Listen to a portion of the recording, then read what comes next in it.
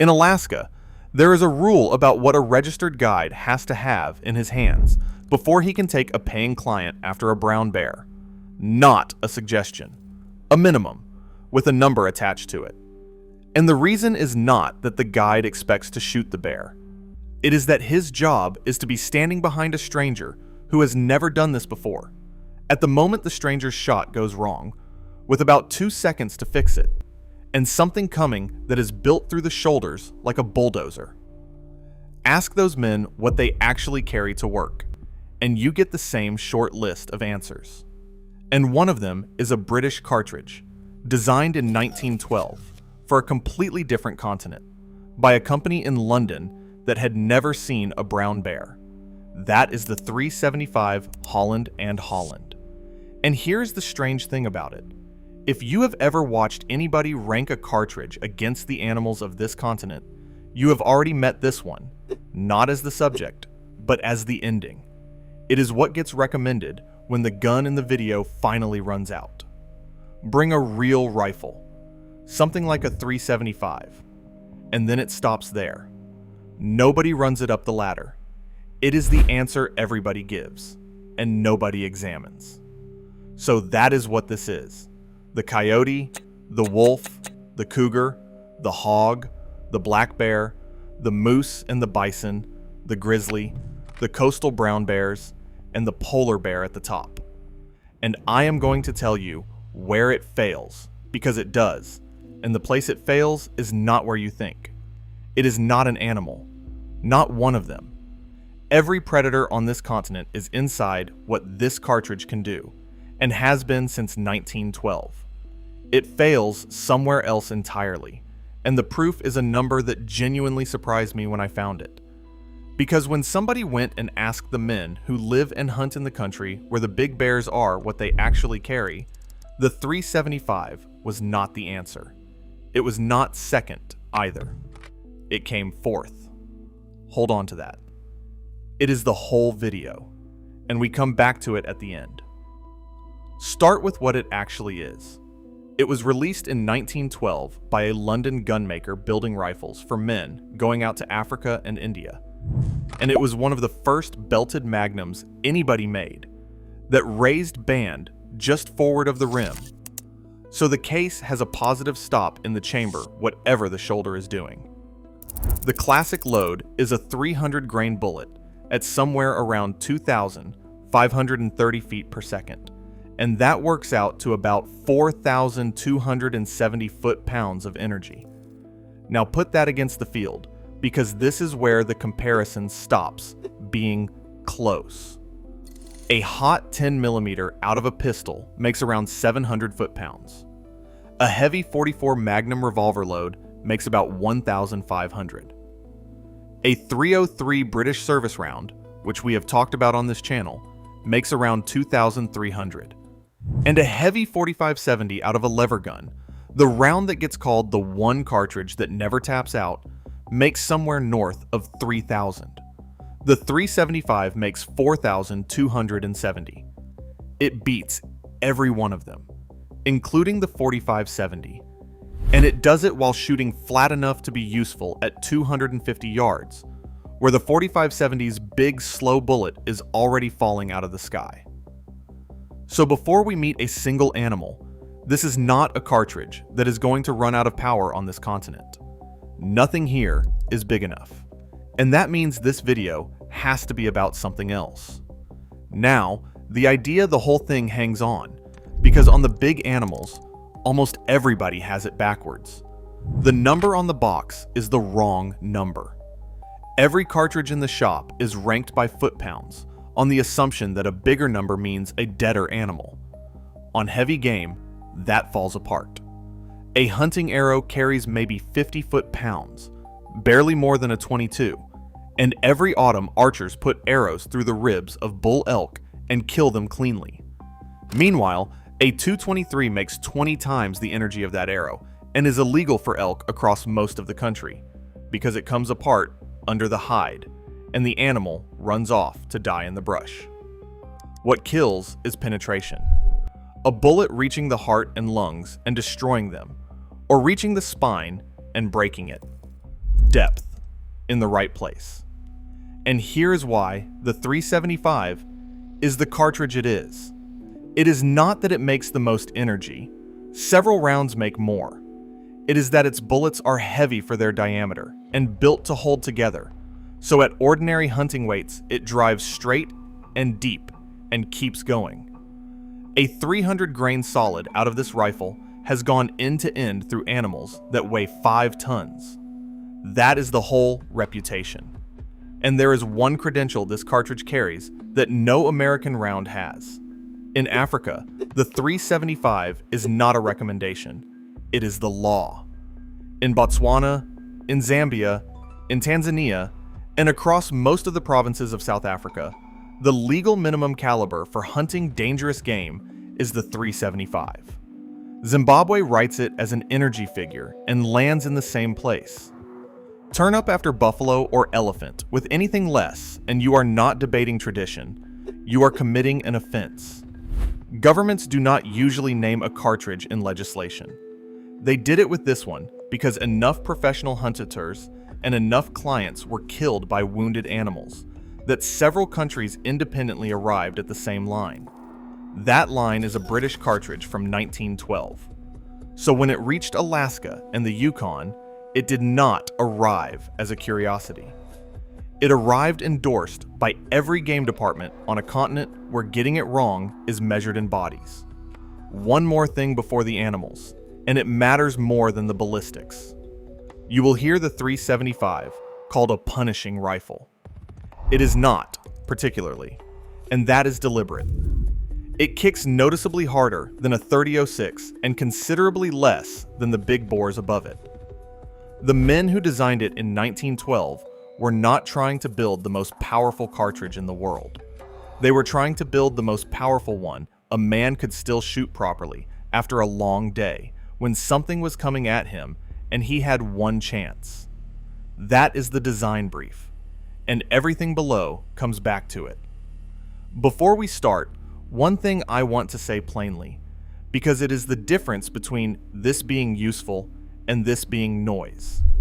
The people who know the most about any of these cartridges are not the people making videos about them.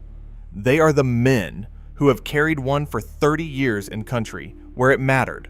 Alaska, the Yukon, the bush, the high country. When a video like this contradicts what somebody learned by doing it, the video is usually the thing that is wrong. So the honest position is this. Nothing below is going to tell a man who has taken 20 moose with the same rifle that he did it incorrectly. He did not. What a ranking like this can do is something narrower and more useful. Explain why a cartridge behaves the way it does, and where the margin sits between comfortably enough and only just enough. That margin is the whole subject. It is not a verdict on anybody's experience. So, from the bottom, rungs 1 and 2, and I am taking them together because the answer is the same, and neither is a test. The coyote is the predator you are by far the most likely to actually meet. They are in every part of the country now, suburbs included, and they have got bolder as they stopped fearing people. The wolf is the one feared far out of proportion to anything in the record. Fatal wolf attacks in North America are rare enough that the serious cases are documented individually and argued over by name. You will hear very precise sounding attack and fatality counts for both animals quoted everywhere. I am not going to repeat them because I could not trace them back to anything solid. What is not in dispute is that either animal killing a healthy adult is almost unheard of, and that the incidents which do happen almost always involve a sick animal, or one that learned to live off a neighborhood. For a 375, 35 pounds of coyote is not a defensive situation. It is a disposal problem. A wolf is a coyote in a thicker coat. The round goes straight through, both with most of its energy unused. Rung 3, the cougar. And this is the first place the answer stops being about the cartridge at all. Fatal cougar attacks are rare enough that each one makes the news across a whole country. But the mountain lion is the only predator on this continent that will occasionally decide a person is prey. And it does not come at you from the front. It watches from behind, from above, from cover. The first thing you know about it is 150 pounds landing on your back with its teeth already at the base of your skull. So think about what a 9-pound bolt-action rifle does for you there. Nothing. It is the most powerful thing on this list. And against the one animal that ambushes people, it may be the least useful thing you could be holding, because you cannot swing a long rifle onto your own spine. By the time you know the fight has started, it is nearly over. Remember this rung. The same problem comes back at the top of the list in a far more serious form. Power and readiness are not the same thing. Rung 4. The feral hog. People laugh at wild pigs right up until one comes out of the brush low and fast and opens a leg to the bone. The American population has run into the millions, and anyone who works land where they have moved in will tell you what a mature boar is capable of. A mature boar grows a shield across his shoulders, an inch or two of dense gristle and scar built up from fighting other boars, and it will stop a bullet that opens too early. That is a real problem for a lot of cartridges. It is not a problem here. A .375 goes through the shield, through the boar, and into the dirt behind him. The only honest criticism here is the one you would make of a sledgehammer in a kitchen. On a smaller pig, there will not be much left worth putting in the cooler. Rung 5, and this is the tier nobody ranks honestly. Moose and bison. These two put more people in hospital in North America than every bear and every cat on the continent combined, and not by a small margin, because they are not predators, they are animals. People walk up to for a photograph. A bull moose in the rut or a bison that decides you crowded it will stomp and gore with a body running from 1,000 to 2,000 pounds. A big Alaskan bull moose can go past 1,600. And this is the first rung where the .375 stops being overkill and starts being the right tool. Every handgun in every one of these videos is marginal here. And honestly, so is a .303. There is simply too much animal between the bullet and anything that will stop it quickly. The .375 is the first cartridge on the list with enough bullet and enough penetration to drive through that much mass and reach the far side. In Alaska, it is one of the standard moose cartridges for exactly that reason. Though even here, the real defense was never the rifle. This is not something hunting you. It is something you walked up on, and distance and respect do more than any cartridge. Rung 6, the black bear. People assume harmless, and that assumption is what puts them in hospital, because predatory black bear attacks are real. And researchers going back through decades of Alaskan encounters found that a firearm succeeded against a black bear, something like 38 times more often than against a brown bear. 38 to 1. Those are two different animals wearing a similar shape. The .375 handles a black bear the way it handles everything below it, completely, and with a great deal to spare. Rung 7, the grizzly. And now we are in the country. This cartridge was actually adopted for over here. A grizzly closes the ground between you in about 2 seconds and is built through the shoulders like a bulldozer. This is the animal that has humbled every gun in every one of these rankings. The point where the handgun videos all start hedging, where the honest ones admit the pistol is the backup and the rifle is the answer. The .375 is that rifle. It has been since it arrived in North America, when its African reputation followed it across the Atlantic.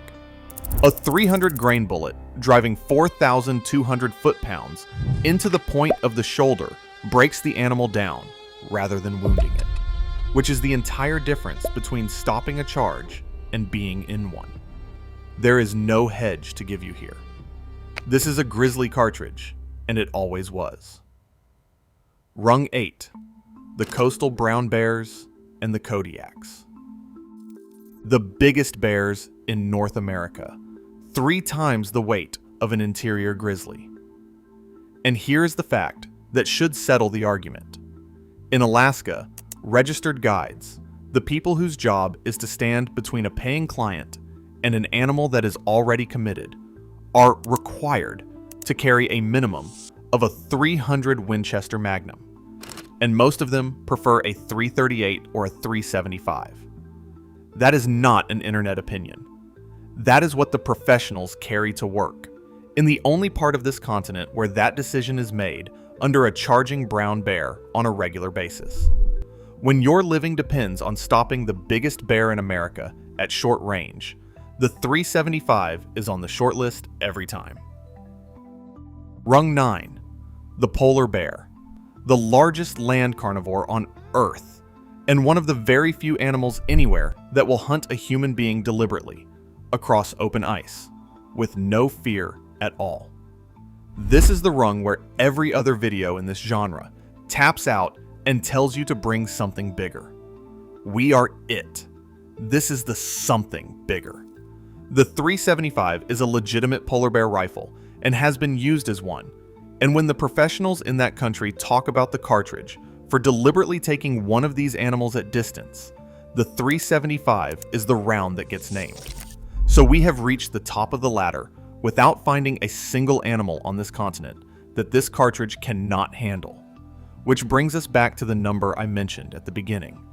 Because it turns out that the men who actually live with the big bears mostly do not carry it. When somebody surveyed North Country guides and outfitters, people in the bear country who were working, the cartridge that came out on top by a wide margin was not the 375. It was the 3006, a 120-year-old standard American hunting round making about half the energy. Second was the 300 Winchester Magnum. Third was the 338, and the 375 came in fourth. Look at that again, because it is the answer to where this cartridge fails. It does not fail on any animal. It fails on the human being holding it. A 375 costs more, in the rifle and in every single round you put through it. It kicks enough that most people do not practice with it as much as they should, and a rifle you flinch is worse than a smaller one you can drive. It is heavy to carry up a mountain all day when the animal you are actually looking for is a caribou. And for 95% of the shooting anybody in that country actually does, moose, caribou, elk, deer, at a couple of 100 yards, a flatter, cheaper, softer shooting rifle does the job perfectly well. And the 375 is carrying weight it never gets to use. So the man who carries a 3006 in grizzly country is not being foolish. He is making a bet, and it is a rational one, that he will shoot far more caribou than bears, and that the rifle he shoots well every year is worth more to him than the rifle that would be ideal on the day that probably will not come. And the guide, who has to be ready for that day because it is his job, makes the opposite bet. That is the whole thing.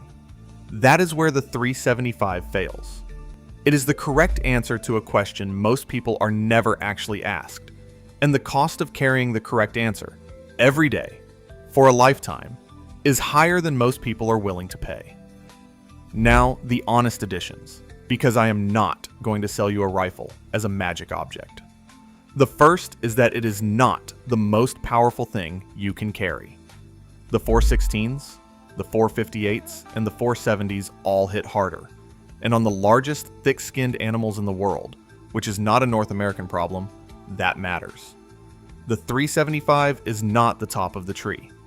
It is the point where the tree stops being climbable by ordinary people. The second is the same thing that is true of every rifle in this genre, and gets said far too rarely. You cannot wear it.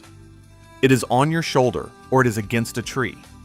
And the bear that gets you is the one that catches you with your hands full, dressing an animal, setting a camp, holding a fishing rod. Every advantage this cartridge has assumes you are already holding it, and most of the time, you will not be. And the third is bear spray. It is not the force field the label implies. A crosswind or a wall of brush can shred it, and people have died holding an empty can. Inside its limits, it has also turned back a great many bears, with nobody firing a shot. Which is why the people who work in that country carry both, and think choosing one is foolish. So here is the honest bottom line. The .375 Holland & Holland is enough for every predator that walks North America. Every single one, from the coyote to the polar bear. With nothing left uncovered, and no asterisk on its power anywhere. Nothing else in this entire genre of video can say that without hedging. It has been true since 1912. That is 113 years in which every cartridge built to replace it has been measured against it, and none of them has retired it. And the reason is not that it is the most powerful. It is that a company in London, building rifles for men going out to places where being wrong got you killed, worked out something that almost nobody since has improved on. That the useful limit of a rifle is not the pressure the case will stand. It is the recoil a tired man will still shoot straight through. They found that line in 1912, and it has not moved. So tell me below, and be specific. If you carry a .375, what is it built on, and what have you actually used it for? And if you live in that country and you carry something else, a .30, .06, a .300, a .338, I want to hear that more, honestly. What made you choose it? And has there ever been a day you wished you had brought the bigger one? We will see you in the next one.